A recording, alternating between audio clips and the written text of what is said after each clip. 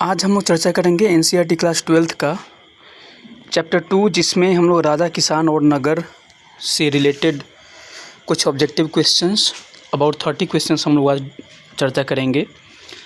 ब्राह्मणी और खरोष्टी लिपियों को पढ़ने में सबसे पहले सफलता किसे मिली थी? जेम्स प्रिंसेप को मिली थी। जेम्स प्रिंसेप ने ब्राह्मणी और खरोष्टी लिपियों का अर्थ कब निकाला था? 1838 ईस्वी में निकाला था।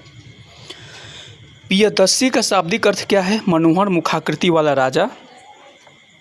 6ठी शताब्दी ईस्वी पूर्व में कितने महाजनपदों का उल्लेख मिलता है? 16। महाजनपदों में सबसे शक्तिशाली महाजनपद कौन सा था? मगध। मगध की प्रारंभिक राजधानी क्या थी? राजगृह। मौर्य साम्राज्य का संस्थापक कौन था? चंद्रगुप्त मौर्य। अर्थशास्त्र नामक ग्रंथ की रचना किसने की? चाणक्य, कौटिल्य जिनको कहा जाता है। इंडिका किसकी रचना है? मेगास्थनीज की। अशोक ने कलिंग पर विजय कब प्राप्त की थी? 261 ईस्वी पूर्व। यह बिल्कुल ऑथेंटिक क्वेश्चन आपके सामने प्रस्तुत किया जा रहा है। बिल्कुल डायरेक्ट एनसीईआरटी से यह क्वेश्चन लिया हुआ है। अशोक के अधिकांश अभिलेख किस भाषा में है? प्राकृत। धम्म के प्रचार के लिए अशोक ने किन अधिकारियों की नियुक्ति की? धम्म महामात। प्रयाग प्रशस्ति की रचना किसने की? हरिसेन ने किया। हरिसेन किसके राजदरबारी कवि थे? समुद्रगुप्त के। सुदर्शन झील का जीर्णोद्धार किसने करवाया था? रुद्रदामन ने।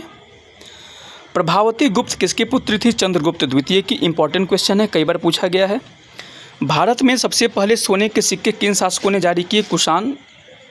कई बार यह कुषाण आप लोग आंसर में देखे होंगे अलग अलग किताबों में, लेकिन सबसे पहले सोने के सिक्के हिंद यवन ने जारी किया था। बड़े पैमाने पर सोने के सिक्के सबसे पहले किन शासकों ने जारी किए? कुषाण।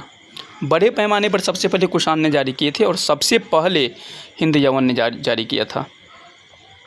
देवपुत्र की उपाधि किन शासकों ने धारण की थी? कुषाण शासकों ने। कलिंग वर्तमान में किस राज्य में स्थित है? ओडिशा। ब्राह्मणों को दान में दी जाने वाली कर मुक्त भूमि को क्या कहा जाता था? अग्रहार कहा जाता था। मौर्य प्रशासन में समाहर्ता का मुख्य कार्य क्या था? राजस्व संग्रह करना।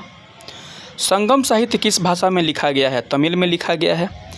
किस गुप्त शासक को भारत का नेपोलियन कहा जाता है? समुद्रगुप्त को। प्राचीन काल में श्रेणी क्या थी? व्यापारियों और शिल्पकारों का संगठन। पाटलिपुत्र की स्थापना किसने की? उदयन ने किया। जातक कथाएं किस महापुरुष के पूर्व जन्मों से संबंधित हैं? गौतम बुद्ध। अशोक के अभिलेख पश्चिमोत्तर भारत में किस लिपि में मिले हैं? खरोष्ठी और अरामाइक। अशोक के धम्म का मुख्य उद्देश्य क्या था? नैतिक और सामाजिक आचरण में सुधार। हर्षचरित की रचना किसने की? बाणभट्ट ने किया।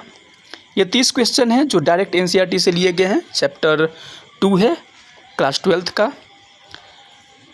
अगर ऐसे प्रश्न आपको लगता है कि ये इम्पॉर्टेंट नहीं है तो आप प्रीवियस ईयर की किसी भी एग्ज़ाम के पेपर्स को उठा करके देख सकते हैं। इसमें से अवश्य आपको 3 से 4 क्वेश्चंस मिल सकते हैं। इस प्रकार के क्वेश्चन को पाने के लिए, ऐसे वीडियोस को पाने के लिए इस चैनल को सब्सक्राइब कर सकते हैं। जुड़े रहें मेरे साथ।